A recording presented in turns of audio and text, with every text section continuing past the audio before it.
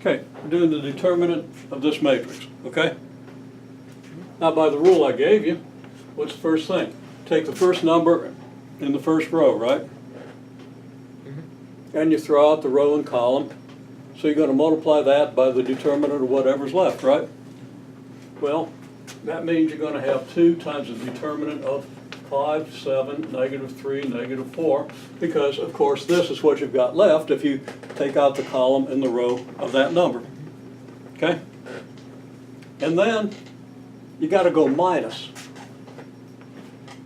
And of course the number is -3, right? So it's minus whatever this number is times the determinant you get when you take out the row and column of that number. Okay? And that determinant is -1, 1, 7, -4 if I list the columns. Right? Everybody understand what I just did and how it goes along with the instruction I gave you? Okay? Then it's plus 4 times the determinant of -1, 1, 5, -3. And of course that's what you get if you take out the row and column of the 4, right? Remember, if you go across the row, if you have a 10 by 10 determinant, and you really don't want to try to do a 10 by 10 determinant this way, okay?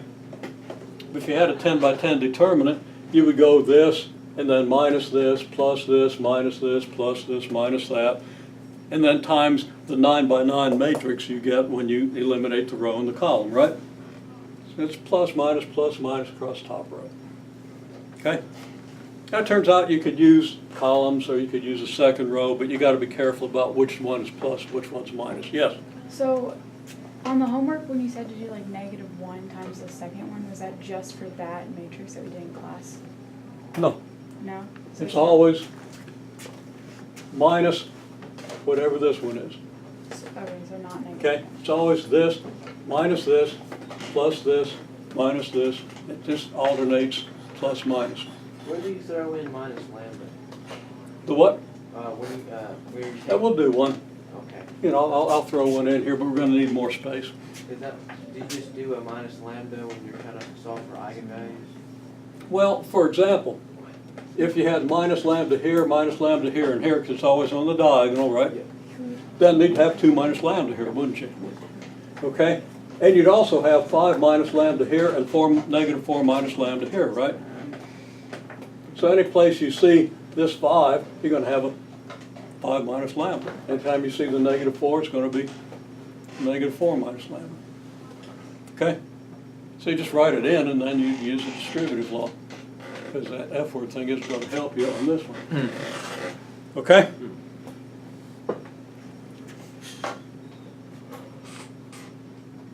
Okay, so that's 2 times what?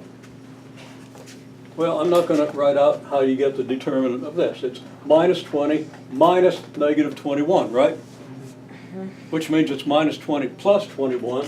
So unless I made a mistake, and you check me on this, the determinant of this 2 by 2 matrix is 1.